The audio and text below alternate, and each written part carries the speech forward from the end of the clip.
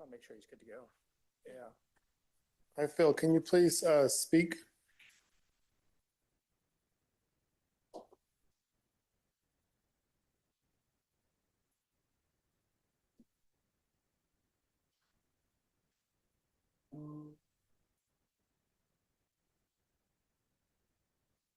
It's on.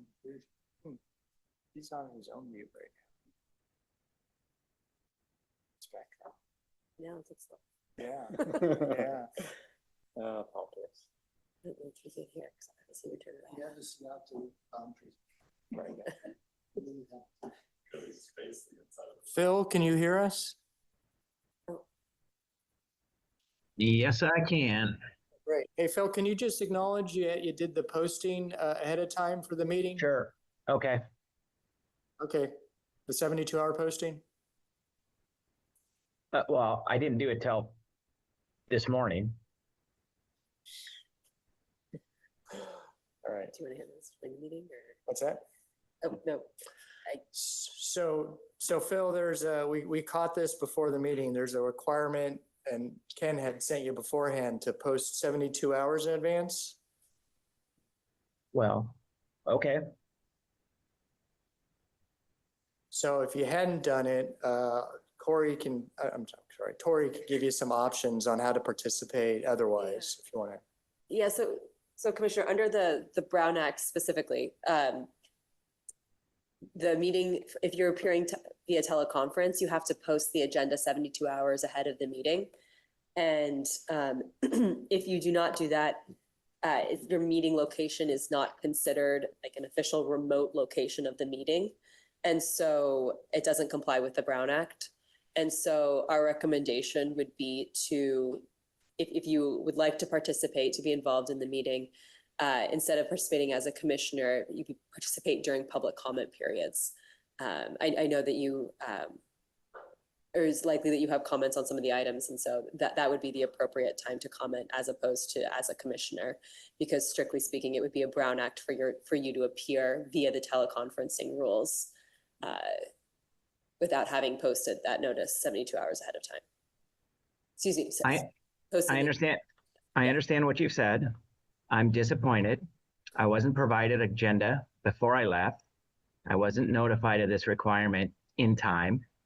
And I changed my plans to be ready, willing, and able to participate tonight at some significant inconvenience and opportunity cost. But that's it. I'm going to join and express my disappointment at another time and place. Okay, Phil. Thank you.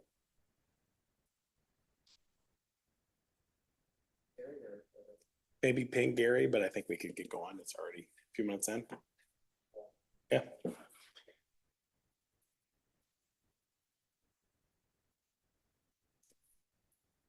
Okay.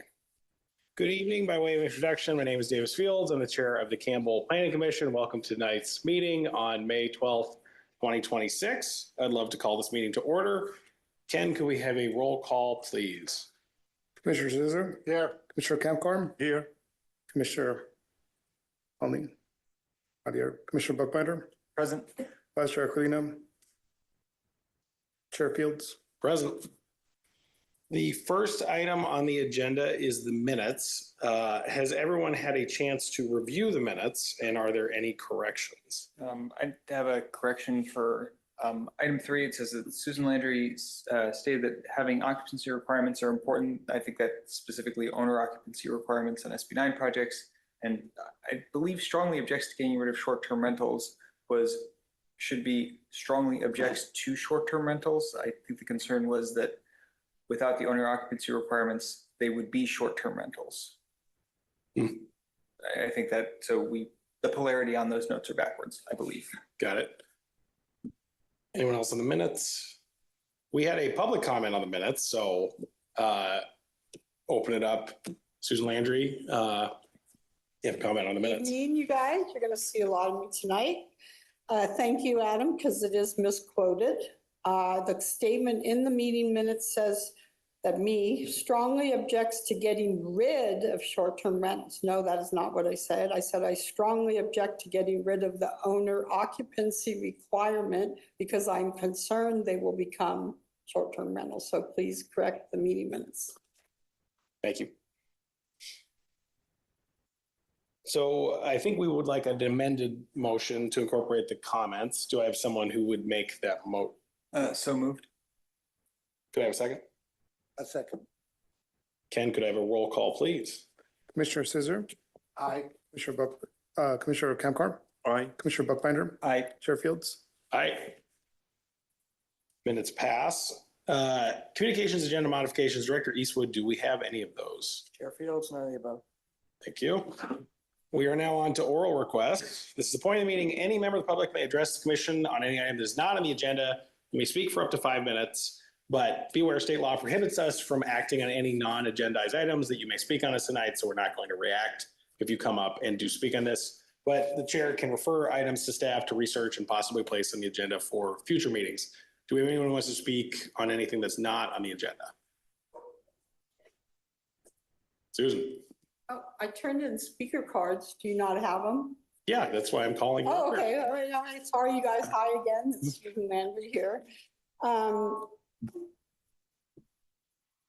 Sorry. I did attend last meeting of yours and I was extremely concerned about some of the things that I heard at your meeting. And I will specifically address the fact that one of the commissioners asked the city attorney at this state, you guys have all been on here for a while, that you've asked the city attorney to remind all of your members about conflicts of interest and biases and recusals if you start saying things and there's a perceived perception of a conflict of interest. That was very concerning. You guys have all been on this for a while. And if one of your commissioners is asking the attorney to make that something's going on is kind of my perception and not just me, other members of the public. Several members of the public in the past year or so have expressed to me their concerns that they see a bias of the planning commissioners, that statements are being made and letters are being written and meetings are being attended and they're saying there's a bias there and then they come to the commission, sit up there and vote on the items that they've already expressed a bias towards. I'm not the only one who feels this way. And do I have 2 minutes or 5 minutes?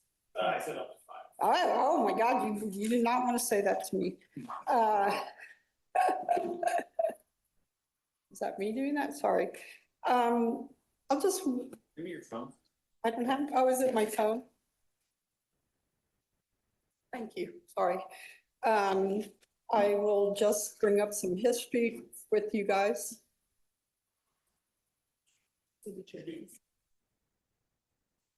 I guess I'm too loud.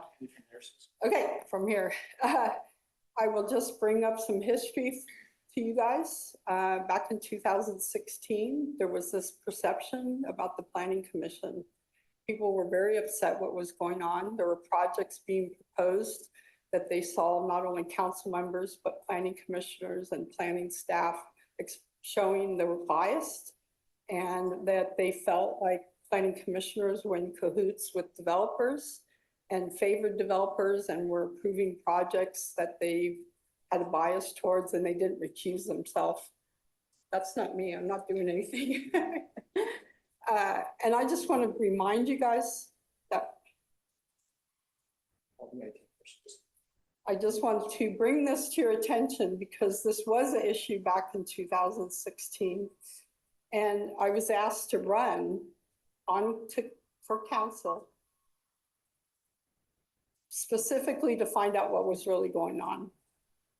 And I ran on other issues that they supported, but people in the community were very concerned of what was going on. And I see that happening again right now. So I want to be here tonight to express my concern. That's not just me. And to really take to heart what the city attorney told you guys about expressing opinions. This is very annoying. About expressing opinions and making statements and showing your bias and then coming and voting for that. Thank you. Can I ask a follow-up? It's not on the agenda, so I don't think this is an area we're gonna. Okay. Thank you for your comment. Would anyone else in the chamber like to speak? Yeah, please. Please identify yourself when you. Hello, my name is Aiden. I'm a college student, and I've been interested in like transit-oriented development and stuff. I was wondering if you would be interested in me like looking through like different parts of town and like looking for different places where we could have new zoning laws, maybe like have more transit-oriented communities, and focus on more like walkability, especially like in downtown. I had like a drama classes late at night, and so I use public transit a lot. I was just wondering, is my research worth it? Would you be interested in more research? Like I said, since it's not an agendized item, I'm not going to react to it up here. I appreciate you making the pitch here, but stick around after the meeting and, you know, people are around, but, you know, we're not going to react to things that are not on the agenda, but thanks for coming and speaking. All right, thank you. Anything on the mic? They're all muted. The IT managers.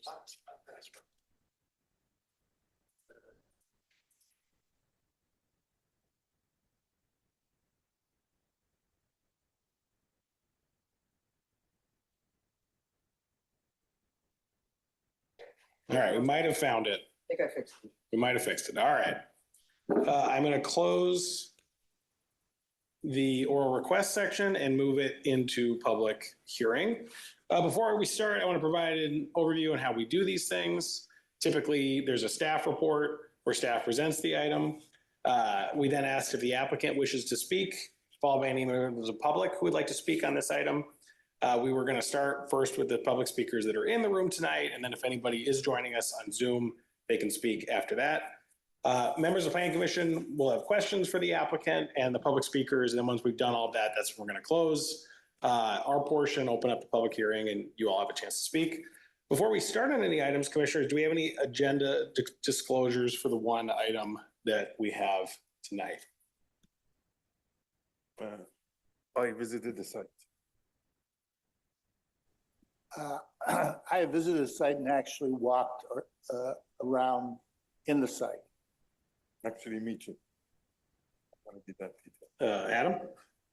I guess I should mention it's a half mile from where I am, and I've probably gone by it a whole bunch of times, but I haven't specifically like visited the site. Same here. I just drove by it on the way here, but haven't visited. Great. That will take. This is Gary. Excuse me. Can you hear me? Oh, hey. Hey, I'm sorry, guys. I had a little technical difficulties, but I am in the meeting. I do live down the street from this project, and we did review it in the Site and Architectural Review Committee a few weeks ago. So I know this site very well. And are we good to have, now that Gary's here, can we? Yes, Gary did confirm that he had posted the notice 72 hours. Yes, I did. I sent a photo as well. I will note, Gary, per the Brown Act, you are required to have your video and audio on.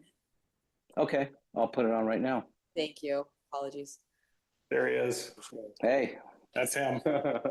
That's our vice chair. All right.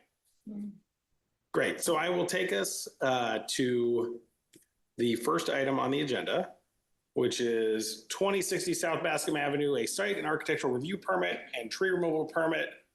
Public hearing to consider the application of Collier's Engineering Design to allow construction of an approximately 3,600 square foot bank and financial services building, Chase Bank, along with associated site, lighting, parking, refuse management, and landscaping improvements, and the removal of a 23-inch California fan palm tree on a property located at 2060 South Bascom Avenue.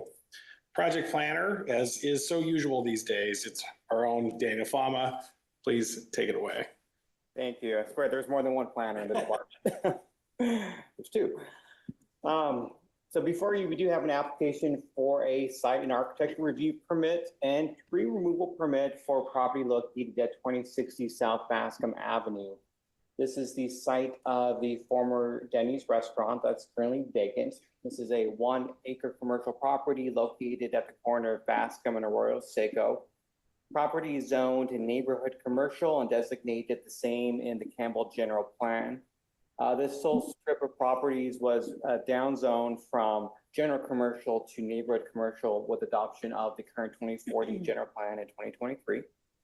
The property abuts residential properties to the east and a commercial property to the south that's anchored by the Mr. Pickles deli. The proposal before you would be a new 3,600 square foot bank building. The site layout is shown here with driveway access both from Bascom Avenue and Arroyo Seco with 31 parking spaces.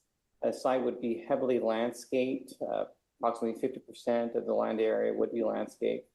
It's a very low footprint proposal. The maximum FAR under the general plan is 1.0, and this is coming in at 0.078, basically like a small modest sized house on a large site. The property is shown at setbacks that are exceedance of the minimum 15 foot at the front and street side. And the building here is going to be 21 feet in height. In terms of design, it's a fairly contemporary aesthetic with stone veneer along with fiber cement paneling with a lot of articulation and relief in the wall planes. And though the city does not have any design requirements, it does generally comply with the general policy principles of the general plan for higher quality design, particularly in high visibility materials. In terms of landscaping, the landscaping here is both fairly extensive and compliant with the state's model water efficiency landscape ordinance, as well as requirements for stormwater management. As I noted, the application does propose a removal of one palm tree that's located where the arrow is pointing. That would place it right in the middle of a drive aisle that would obstruct the required 25-foot backup distance for the parking spaces that are adjacent to it. So based on the analysis contained in your staff report and affirmative determination of the required findings for a site architectural review permit, principally that the application is consistent with the zoning code, general plan, and the adopted area plans, which are not applicable here, that the project would aid in the harmonious development of the immediate area, and that removal of the tree is necessary due to an unusual hardship, that staff does recommend the Planning Commission adopt a resolution approving the site architecture review permit subject to the conditions of approval. With that, we'll take any questions the commission may have. Thank you, Daniel. This is one of the few items that is still going to SARC. I always think it's useful to start with the SARC report, so we're not asking something that you all might have covered and already got some stuff on. So at least Vice Chair, I think you're the sole SARC representative. Do you want to talk a little bit about what you all discussed at the SARC meeting a couple weeks back? Sure. I think most of the information that was on the drawings was pretty straightforward. There was some questions I had about the south property line plantings between this site and Mr. Pickles as a way to prevent people from just walking through whatever landscaping is being planned to get to Mr. Pickles if they should use the Chase parking lot. Was that addressed, Daniel? No, so I mean, the comments here are, I suppose, at this point for commission discussion. I mean, these can be advisory to the applicant, or if the commission feels strongly, they can be imposed as additional conditions for approval that can be read into the record as part of a motion to approve. Okay, I mean, there was nothing major that we found on this project that would, that I could see would cause any safety, health, or welfare issues in the neighborhood. So it was just some minor questions I had, and we were satisfied that it met the planning guidelines for the city. Thank you. We do have an applicant representative should the commission have any questions. Perfect. We'll start with Alan and then go right to him.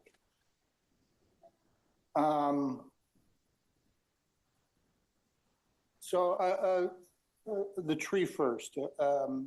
I think I saw somewhere, maybe it was in the SARC, about the idea of somebody removing the tree and putting it somewhere else. And I don't know if that was a serious consideration or not. Seems to me that would be a big, expensive process for somebody to do. And was that a serious consideration? I mean, not from staff's perspective. I mean, that's not a traditional approach to deal with removal. I mean, I suppose if this were maybe a more higher caliber species of tree, a very old oak tree, perhaps that could be a consideration. Typically not for a palm tree. Okay, all right. On the back, on the east side and a portion of the south side, there is a block concrete wall that it walls off from the residential area. Part of the wall, I believe, is 6 feet with no lattice, and then there's a portion of the wall that has a lattice on it. And it was hard for me to tell in the drawings whether that wall was going to be, those walls were going to be improved and extended or not.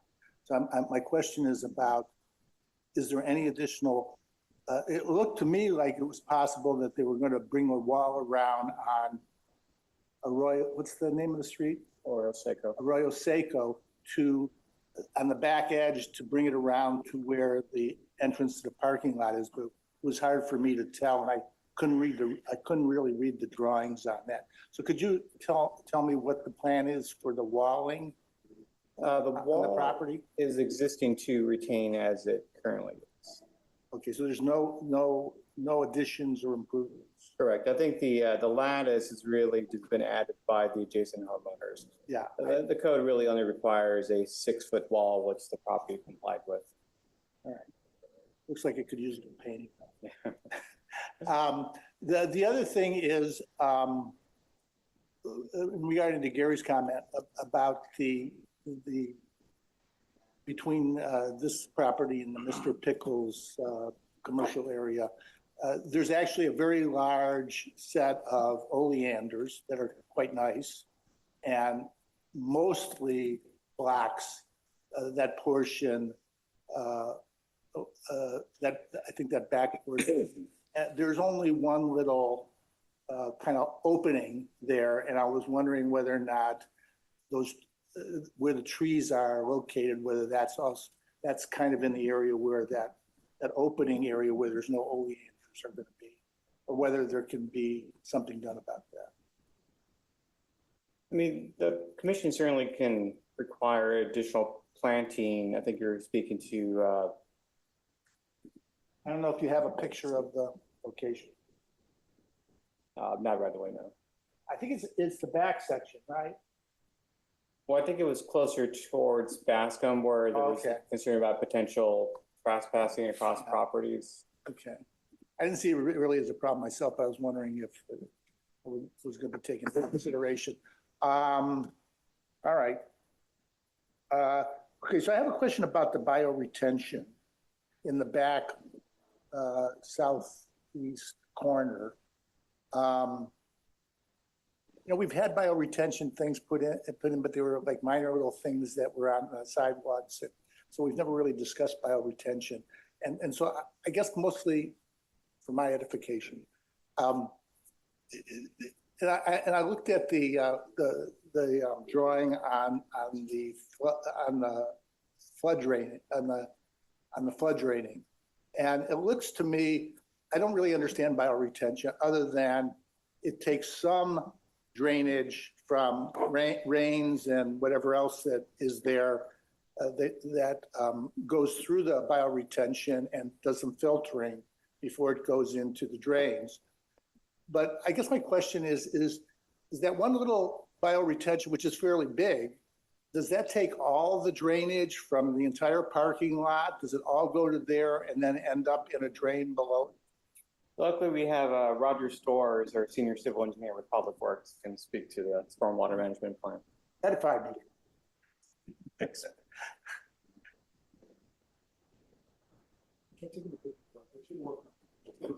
All right. Hopefully we don't get that annoying feedback. I can, well, what?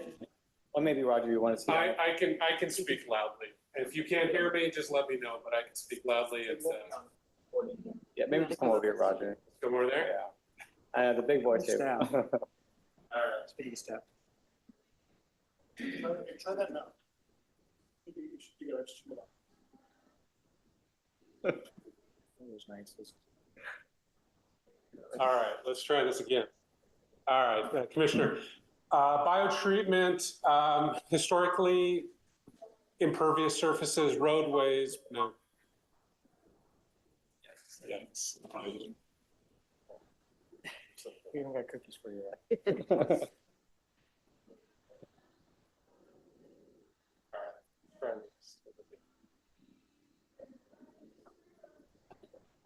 All right, hopefully this is better.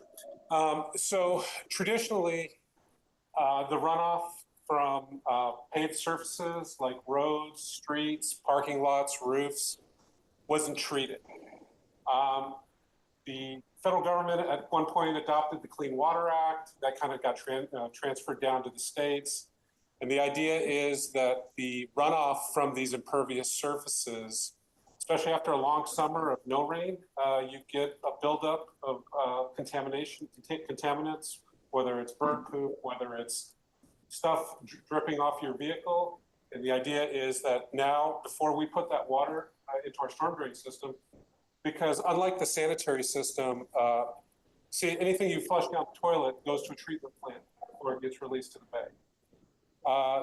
Anything historically that comes off of the roads, parking lots, roofs, goes into a storm drain pipe that discharges directly to the creek. So we're trying to protect our waterways. We're trying to protect basically the waterborne environment. So the idea now is that we treat that water. Now we recognize that we can't treat all of it because when you have really big storms, you have huge amounts of water and you're not going to treat it all. But there's generally a low flow amount. Usually you get that first rain of the fall that they call the kind of the first flush. You know, it's really picking up a large amount of crud that's built up. That's a technical term, crud. That's built up on the impervious surfaces. And you're just basically capturing that water and you're giving it a chance to be cleaned and filtered before it gets discharged to the creek. So when you look at these treatment devices, they're generally sized to treat a certain flow that's been determined to have kind of most of the contaminants. And then when you get the larger storms, you'll see all these treatment devices have an overflow. They generally have a grate, an inlet that's 6 inches or a foot elevated. And so when that big storm comes, as the water rises, it can go directly into the pipe, bypassing the treatment. Because the treatment generally tends to be some type of treatment soil, plants. Sometimes if you have good soils, you do infiltration directly into the ground. So that's kind of where we're at. I don't like a lot. It's basically that area that's got a little curve around it, right? And then there's plants inside. Right. And there's ground cover and there's some kind of special soil and proper kind of soil. Yep. I get all that. So, but it only takes the stuff that's going to overflow into that area or directly. So everything that comes off the roof, in this particular case, there's only really one treatment area for the entire site. So anything that comes off the roof of the building, that comes off the parking lot, any paved surface within the property, it all drains towards that treatment. Does it have to rise high enough over the entrance? Basically, the amount of water that you want to treat will just filter down through the soil, and there will be a pipe at the bottom that captures it, and then you take it out. When the storm is very large and the soil can't keep up and the water just ponds up, think of it like your bathtub. It's like if you leave the water running, at some point you have an overflow, right? And that's where the water goes when the drain can't drain fast enough. I appreciate it. Yep. I did have another question, not related to you, Roger. So that's there's that little area back there, and I'm wondering in the past whether or not, I know we don't have the police department here today, but whether or not there's ever been any problems or issues with people going back there for less than legal things to do. Whether it was when Denny's was around or since Denny's has gone away. Do we have any negative history from a safety point of view? Fortunately, the police department wasn't able to provide any feedback in time for this meeting, but we do have a condition of approval that basically indicates that if there are security issues, that the police department can require the property owner prepare a security plan to the satisfaction of the police chief to address whatever issues could come up. If there is an issue with vagrancy out there, then Do we need that in the resolution? it's already in the resolution. All right, thank you. Mish. And One more. I don't have any more. All right. Commissioner Kamkar. Thank you, Chair. So my question was about the tree. So one of the items that you mentioned. So one of the items you mentioned about removal of the tree was that it is like, it may hamper the 25-foot backup of the car. My issue with that is they're planting another tree right at that location. So why would they do that? Well, I think it's going to be a smaller tree that's more situated within the planter itself. I mean, if you look, there's actually a planter that edge. You know, because when I was visiting the site and I saw the base of the tree was within the curb planter. Now I could see how a car can overhang, but you know, it just didn't seem like. I mean, it's certainly within the commission's purview to not accept the request for a tree removal permit. I mean, it can be done a couple of different ways. You could continue the hearing and request the applicant come back with a revised plan that shows retention of the tree. Or you could deny removal and then condition the applicant to work with staff to redesign the building footprint slightly or the landscaping feature in that area to preserve the tree. And that's certainly at your discretion. Well, you know, I certainly wasn't going to make that recommendation. However, you know, I'm very happy about how much landscaping they're doing. They're going over and above, you know, what they would do. You know, I'm very impressed with the quality of the plants as I was looking at them, you know, and so I was just wondering about, you know, if 25-foot was the issue, why are they planting a tree there? You know, why not just, you know, a smaller plant rather than tree? But that's it. Thank you. Commissioner Buckmeyer. I'd just like to say thank you for Public Works for the description of exactly what's going on with stormwater treatment and why it matters and the trade-offs involved. I've learned something tonight. No particular questions on this. Makes sense to me. Thank you. Vice Chair. Thank you. My residence is more than 500 feet from this site, so I drive by it probably every day for the last 26 years. And to answer Commissioner Zissner's question regarding like any people using that property for nefarious activities, or if there's anybody spending the night overnight in a truck, trailer, camper, whatever, I've never seen that in my 26 years there. There was an incident where the police were involved, but that was I think it was a domestic dispute, and there was police activity there when it was at Denny's, and that was at least, I think, 10 years ago. So to answer your question, Commissioner Zissner, I have not seen any nefarious activities in my 26 years there. Outside of that, I have no other comments about this project. I think it's going to improve the neighborhood in that area, and hopefully, you know, the questions that we have will be responded to in the final application. So thank you. I don't have any questions that weren't already asked, so I'm going to go ahead and open up the public hearing for this item. I understand the applicant is on the line. They're not required to, but they are welcome to speak for up to 5 minutes if they so choose. Would the applicant like to speak? Oh, you're in the room. Wow, even better. Yeah, please. Please identify yourself. You have up to 5 minutes. Great. Let's try. Give it a go. Let's see what we can do. Give it a go. We're going to try each person until the end of the meeting. Well, let's see how I fare. Thank you, everyone. Sorry, was that consider this Thanks, Mike. Silicon Valley strikes again. Hopefully everyone can hear me now. Okay, no, thank you, appreciate that. Hi there, my name is Hunter Decker. I'm a representative of Colliers Engineering and Design, the architect of record for this project, and the representative for JP Morgan Chase in this capacity.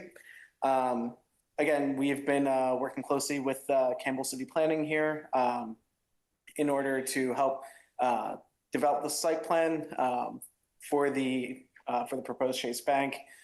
This is one that we have spent several months working closely with them to help be able to develop a harmonious design that one, not only successfully operates in its function, but also cohesively fits in with the city fabric. There are multiple elements that tie very closely in with within the walking space of the general neighborhood, as well as multiple public amenities. The intent here is really to create a service for the community that will, one, not only, to create a destination that is a service for the community, both financially, but also economically as well. Other than that, I believe we've covered the topic of the project itself here fairly extensively, but I'm I'm available to help answer any questions that anyone from the city or the general public has. Look forward to answering them. Thank you for being here. Any questions? Commissioner Kamkar, you want to start? Thank you. So we have just received a letter from a neighbor talking about a sanitary cleanouts being on the property that serves their property connection to the main. Do you know anything about that, or? I'm sorry, are you saying that the sanitary cleanouts for the current Denny's that is there is on the adjacent property? No, the other way around. The other way around. The sanitary cleanout for the adjacent property is on the Denny's property.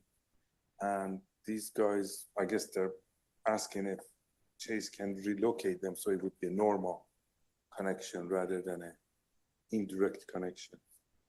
We'll have to look into this further, but what I will say is the current intent for the design is that for all sanitary connections and cleanouts that are on the site would be servicing strictly for for our actual property.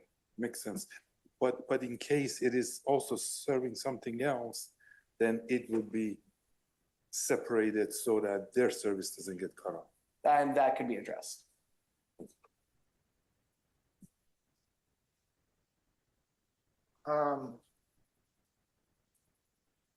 Yeah, and I would just add to that. I mean, this will be something we will look at more closely with the sanitation district as well. I mean, it would be it's unusual that you would have private sanitary lines crossing an adjacent property without any sort of easement. Yeah. Just in the interest of full transparency, because they left, somebody dropped off a letter saying they live on the street south, El Solo Ave. They believe they have sewer lines that go under the street all the way to Arroyo Seco and are worried about those being disrupted by the construction. That's what the letter says. Just one clarification. Sure. I don't think they say that they live there. They say that it's their property. Sure. And then their address is somewhere else in Campbell. Yeah. I just want to. That's fair, but that's what it says. So that's what we're commenting on. Sounds like that probably needs to be referred and investigated. I think that's right. May I? Yeah, please. Okay. To that end, we have not found any documentation within our initial surveying that would really support that. Any cleanouts that are specifically located on our site have so far appeared to be of use for the actual property itself. But again, to that point, we can dive into this further and get that confirmed. Thank you. Commissioner Bookmeyer, any questions? No, just as long as the issue with making sure that nobody's sewer lines are conflicting with anything else, as long as that's fine, I have no particular concerns. Vice. I have Sure. So, I don't know if Chase normally has drive-in Were you considering drive-in at this location at some point? Early on, yes, we very much were. However, that was made very explicitly clear that for this site, that was not going to be viable. To which case, again, this is where we developed the current site to make sure that we can accommodate various public accesses to financial services. Okay. The main intent with that was really we could not do a drive-through, so we developed it's a walk-up ATM. You That have is one available. ATM in the back there, right? Yes, yeah. So we do have one that will be accessible to the public without having to enter the bank. But the drive-through was not going to be feasible. Especially if you were going to serve chicken. I have heard the history of the poultry. So, I don't encourage it. okay, that's all I have. Vice Chair. I have no other questions. I've reviewed the project many times, so I have no other questions. Thank you. Nor do I. Thank you so much for being here. Going to open it up the chair for other folks. Do we have anybody else on the line or in the meeting who'd like to speak? Susan? Thank you. You can keep that. Thank you. I just, oh, I have to go around. Okay. You can. Those cookies on the floor. I wasn't going to comment, but I want to thank the bank for not putting in a drive-through because that was a bone of contention to the neighborhood. That's probably why they're not here. So thank you. Anybody else in the chamber who'd like to speak? Please.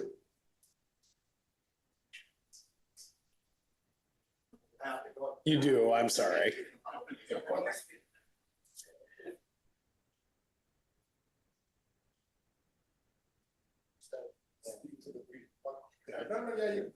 Go ahead. We just have to make sure you get on the video feed. That's Sure, understood. My name's Patrick Murphy. I live at 1084 Arroyo Seco, second house in from the block wall.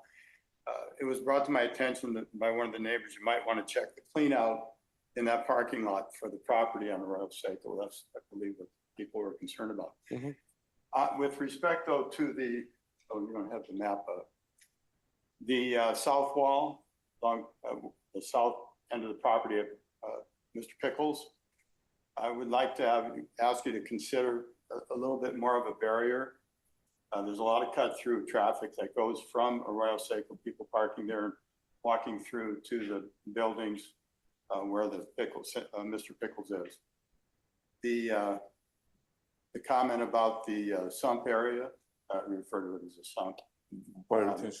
Yeah, I pay attention to the kind of planting that you do. I think the police department's done a great job of keeping that property safe and free of nefarious activity, to use the term. But I would be concerned about the kind of foliage you put in there.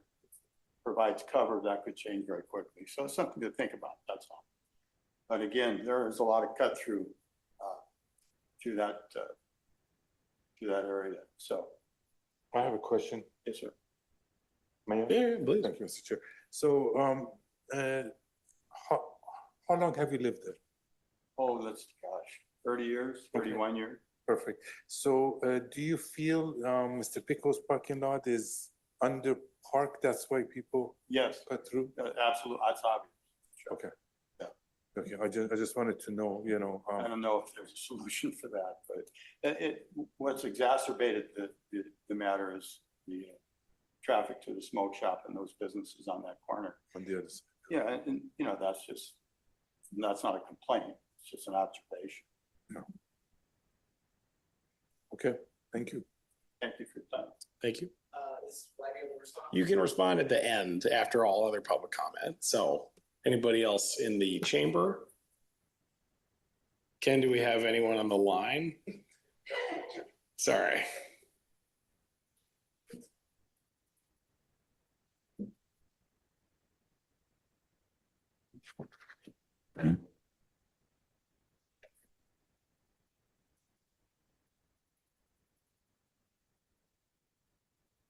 No, we do not. Great. You can come up now and Ken can switch one last time and You have up to 2 minutes for a response. Thank you. I'll be brief on this. Just again, I know that the gentleman over here just levied a couple concerns there, just reiterating off of some of the topics we discussed. Those two items were both brought up during the Site and Architecture Review Committee hearing that we had with Gary and Phil. In that one, we did, part of the result of the discussion for that was first one in regards to the foot traffic that could lead over into the Mr. Pickles. Was the request to be able to increase the density of the shrubbery that would help to act as a barrier there. We have accommodated that within now revised plan sets that will be going in with official building permit application. So that will be addressed there. The intent is to make sure that there would be a physical barrier of difficulty that would prohibit or that would help to prohibit foot traffic going across. The other aspect regarding the landscaping, the bioretention area down to the southeast, that was also brought up. And part of the discussion that from where we land along with that was to ensure that there was 24-hour surveillance of that area. We do have multiple cameras throughout the property. One of them will have that area covered. According to our latest design, we'll also have a posting of, or the intent is to also have the posting of signage noting that that area will be under 24-hour surveillance to help as a deterrent. How about lighting? Because sometimes when there is lighting, then people won't even try, but. There is currently planned for, and I believe it's actually an existing light pole. I'd have to double check or relocate one, but there is currently one just at the front of the bioretention area that would light up the entire area as well. Thanks. Ensure for that. So can I ask, the bioretention area, you have 3 trees there showing, and then there's a whole bunch of greenery. Is that actually landscaping? Or is that going to be just concrete? No, that is actually landscaping. So that's some low-level form of low-maintenance vegetation that shouldn't really grow anything too high. Yeah, it should all still be. It should stick at a fairly consistent level of elevation there. All right. And also, bioretention areas have to be maintained like on a quarterly or semi-annual basis. All right. Thank you again. Thank you. With no one else on the line, I will close our public comment, and now we will discuss as a commission. Let's flip sides, starting with Commissioner Bookbinder. I'm grateful for the thorough discussion of what's going on. It's really interesting that they have like so much landscaping. They're doing the whole drainage treatment thing. Very cool stuff. This is exactly where you would expect a bank to be. It fits in with everything. I agree with staff. I don't have anything particularly clever to say about this, but I appreciate the thorough presentation. Left to right, Commissioner Comcar. Thank you, Chair. I think this is a great project. I looked at the plans and I felt they were of great quality, not just the design, but also the quality and the information and the different types of plans that was included in the plan set. So I think it's a great project. When it comes to parking, to me, if businesses around there would be able to share parking, that might be good, to also keep tabs on, who's using it, who's not using it. So just, I know banks close sooner than the neighboring businesses. So, if there was some kind of a sharing agreement, maybe the other guys can keep an eye on parking as well. Thank you. Commissioner Zisser. Yes, okay. So first, I have to admit that the one time I went to Mr. Pickles, the parking lot was full and I probably parked in the Denny parking lot. So it's all out now. Fortunately, the police aren't here. That's going to happen. Whatever you do, if there's a way to minimize it, that's fine. But, people could pull in their park and then walk around on Bascom and they're gonna do it. So hopefully it's not gonna be a problem. The tree definitely should be, I don't have a problem with the tree. I mean, the tree is like an eyesore to me. One palm tree is not good. If it was a grove of palm trees, I'd have a different opinion about it, but that thing is like 70 feet tall and it's there by itself. So, you know, I think they're doing it as part of the fact that they're putting in all these other nice trees that are consistent in terms of the aesthetic. I didn't ask, but I'm assuming that the new trees that are being put in along Arroyo Seco and whatnot are actually, there's not a lot of trees along Arroyo Seco, but that they or in Bascom, that they're matching, that the arborist decisions were consistent with what we like in the city. I think it's the building is a great design. It's modern. It'll upgrade Bascom. I suspect, because I'm glad this came along so very quickly. It was nice when I saw this on the list. I was like, wow, that was great that they found a new tenant. And I suspect that the Prune Yard neighborhood is ecstatic about this, considering what we've gone through in the past with regard to that property. So I think it'll be a good addition. I love all the landscaping. It's definitely going to be an improvement over well, what's there now. But so I'm enthusiastic and excited about this happening. And I meant to ask them, but it doesn't really matter. There's a Chase office in the Prune Yard on the south side of the Prune Yard. I'm making a speculation that will ultimately probably go away with a new Chase branch on Bascom, but who knows? Anyway, I'm very enthusiastic about it. Thank you. Vice Chair.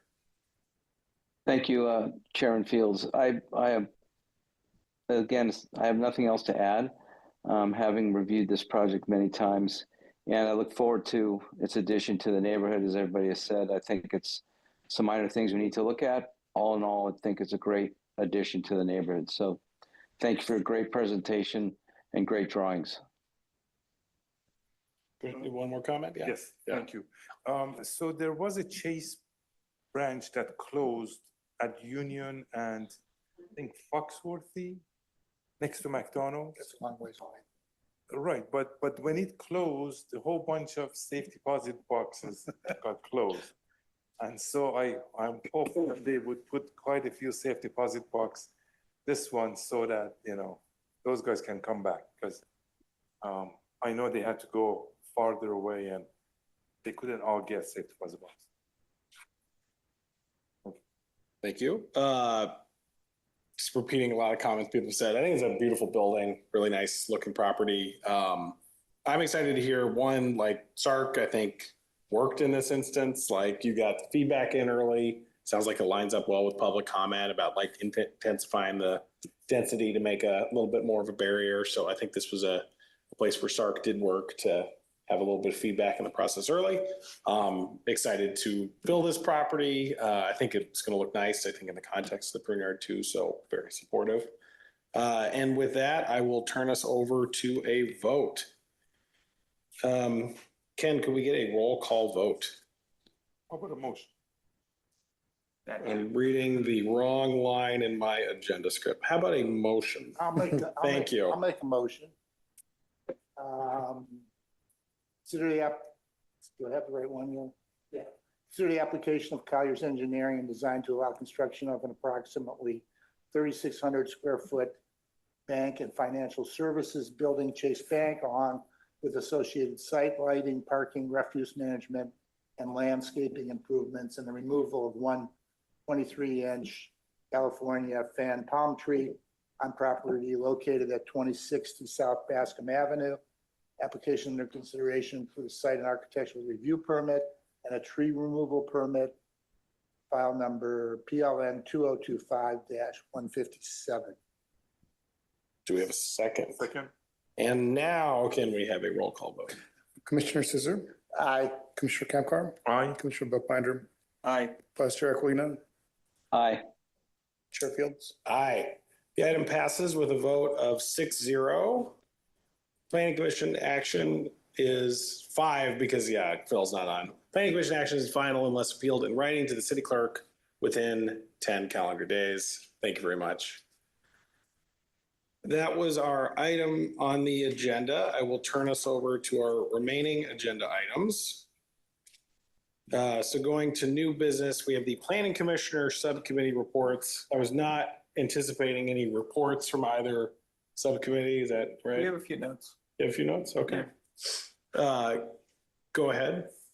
Do you want to identify your subcommittee and recap which we've added to the Sure. agenda purpose I'm statement? Adam Bookbinder. I work with Matt Kamkar on the Housing Production Subcommittee.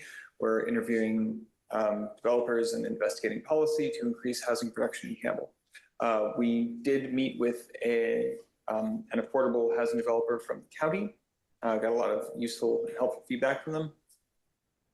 We are still on our to-do list are to meet with staff and any other affordable developers we can. And we want to propose having some kind of joint session with City Council once we have this mostly nailed down, because I got the sense that if we all agree on it here and we throw it over the fence to the City Council and they turn it down, it's a lot of wasted time.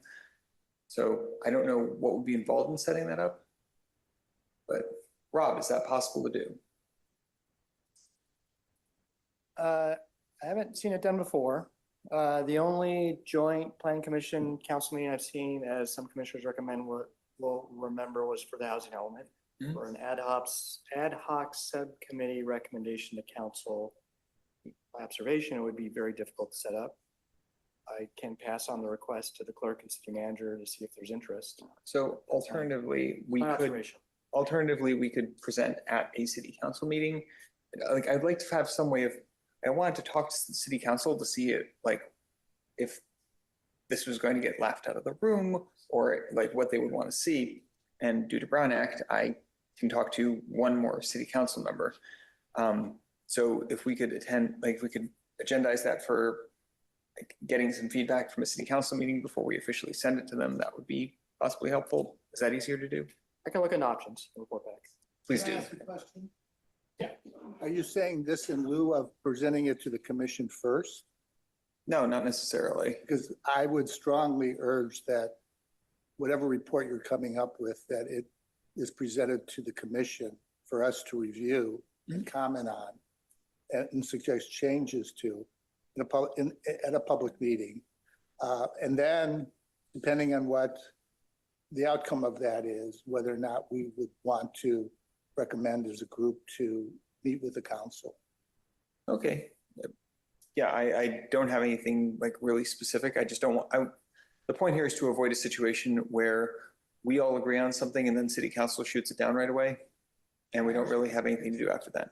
So just want to throw that out there. That's all we have. Hopefully more notes next time.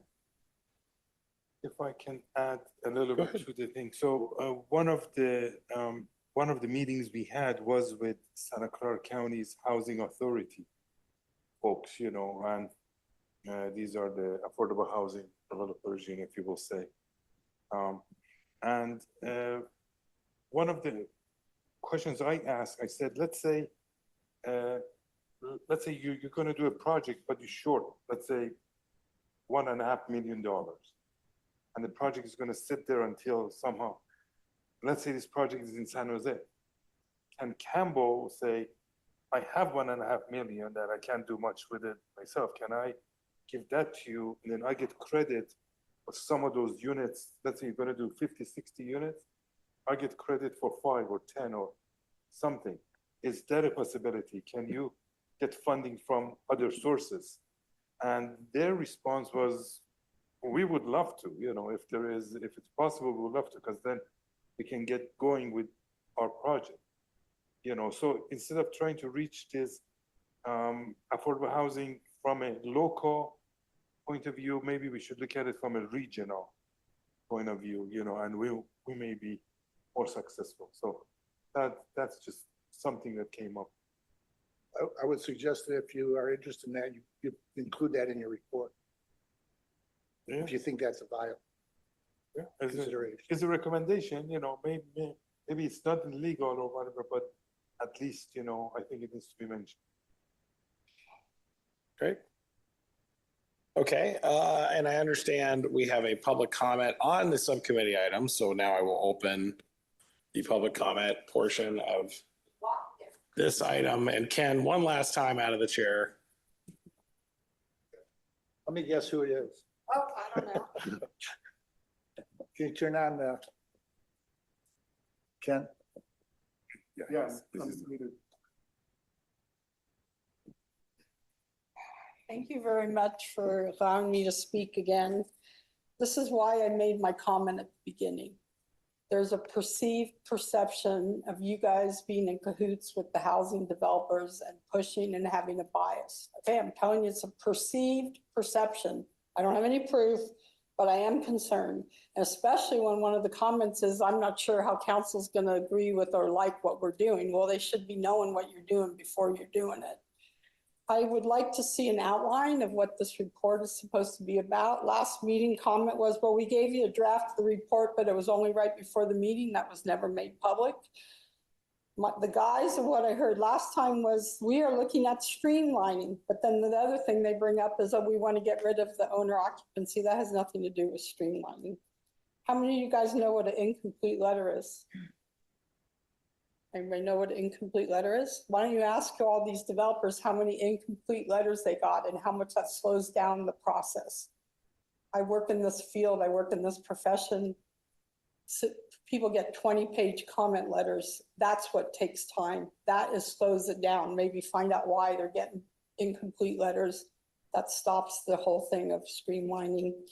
And I would like somebody in this group to look at other issues that should have a subcommittee, such as, did you know you're not allowed to put a garden shed next to your fence?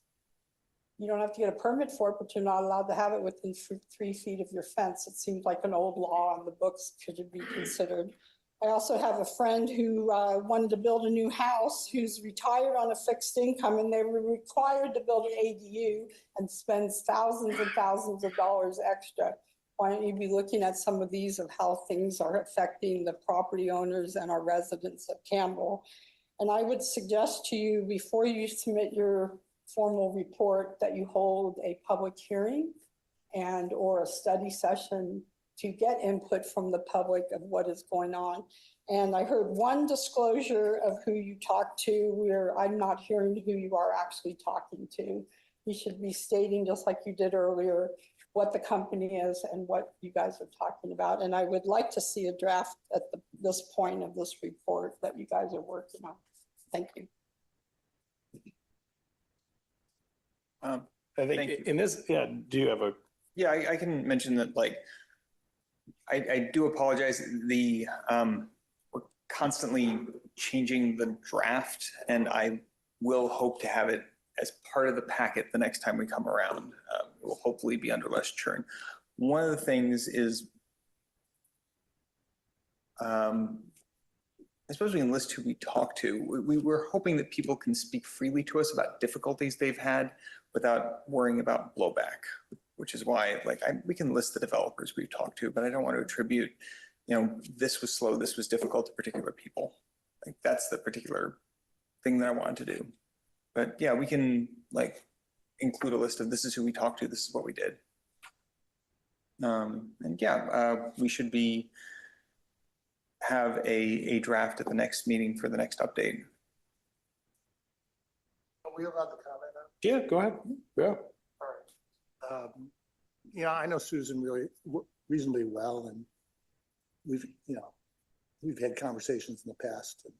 Yeah, I've known Susan in the past, and we've had nice conversations in the past, and while she was mayor, and I was on this commission and previous commissions.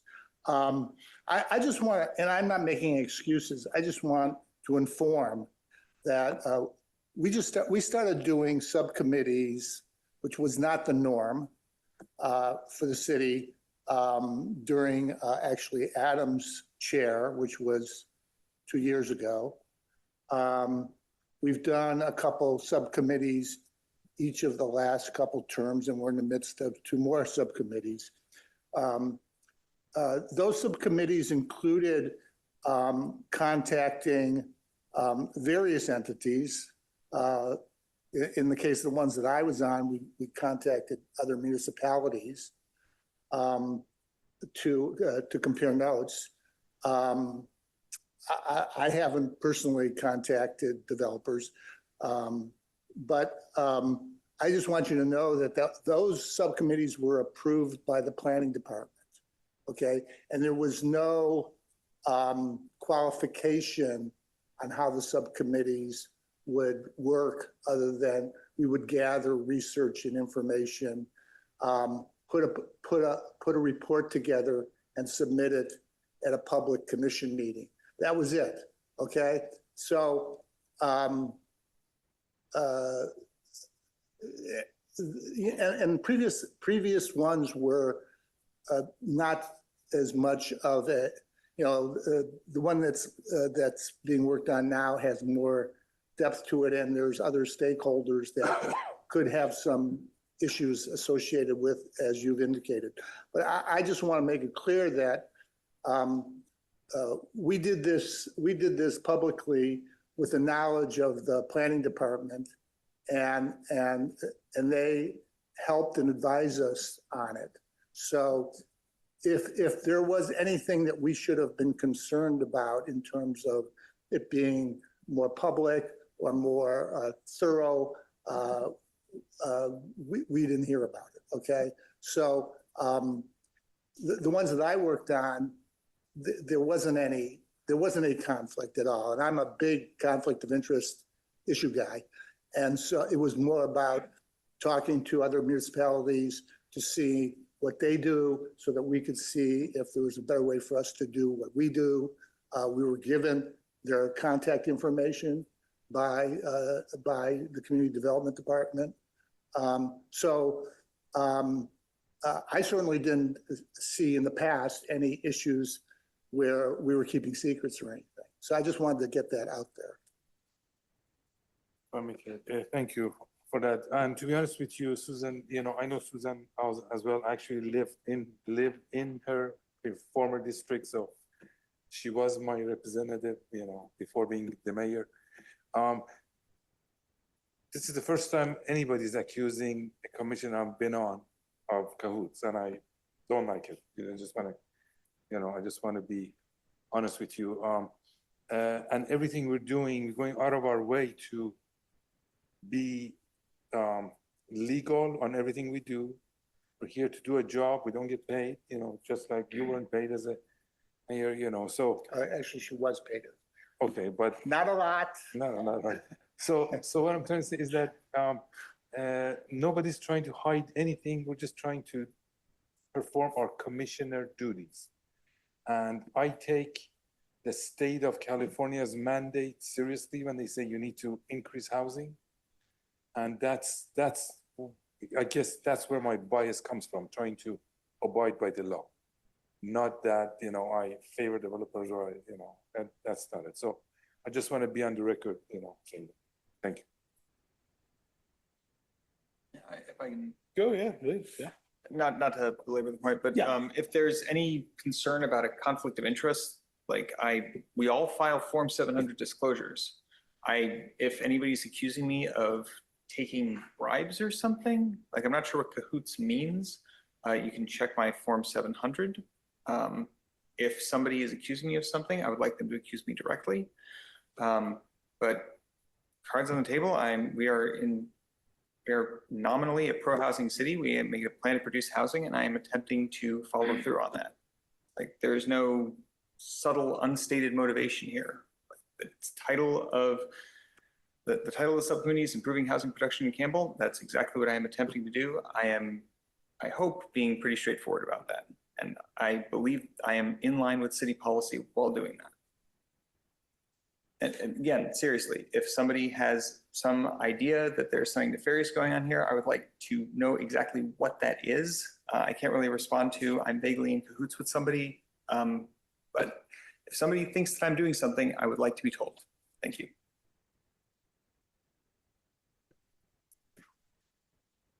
Vice Chair, you don't have to comment, but we're all taking a run. Vice Chair, would you like to add anything?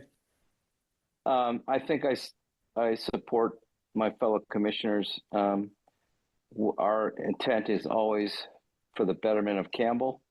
And I understand some people might have concerns. Then I invite them to write a letter and state their name and come to the meeting and present their concerns, and we can address them then. That's about all I need to say about that. So thank you. I don't have much to add other than I think when we get to something that is sort of a policy or something that's going to change the way things work at the city, my goal is that we do it just like we did the previous permit streamlining. It's a document, it's on the agenda, we talk about it here, it goes to city council, there's a chance for review, it gets voted on there. So lots of transparency on the stuff that is changing anything to do with our policies or our rules around Campbell. With that, I will close this item where we were talking about our subcommittees and turn to our final item, which is the community director report. Rob. I'll keep it brief, knowing you've put a lot of words into a lot of other issues tonight. So simply two staffing items. One, as mentioned by half of our planning department, we are down to 2 senior planners. So apologies to the public on any delays. Good news, we have opened and closed the recruitment for an assistant associate planner. And reported to me, we have over 100 applicants. So we have a good pool to pick from. We'll be a month or two to get through that process, hire and onboard someone, but help is coming a bit at a pace. And completely different note, not something that normally comes to the Plan Commission. We do have a recruitment open for an unhoused specialist. So Campbell has put some muscle into its unhoused programs. We have a grant funded position for an outreach person that goes out and helps our unhoused community find resources and temporary or emergency or permanent shelter. Very hard to find someone for that position. It's a very specialized skill set. If for some reason you know folks that might be qualified, send them over. And that's all I have. Seventh person, did we? What's that? Commissioner, the open position? I have not gotten updates beyond the report. I think I gave you that we had 2 applicants. Yeah. We don't know when the city council's gonna interview them or anything? I do not have a schedule. Let me ask the clerk again and all right, report back what I hear. Any other folks have questions for? Yeah. Are we, like, if we know people, should we send more people in as applicants? Is there need for that? For the planning commission? For the planning commission. It's closed at this point. Okay, we're just waiting. Okay. Okay. I would like to adjourn this meeting of the Planning Commission to our next meeting, which will be 2 weeks from today, May 26th, 2026. Have a good night, everybody. Thank you. Thank you. Good night, everyone.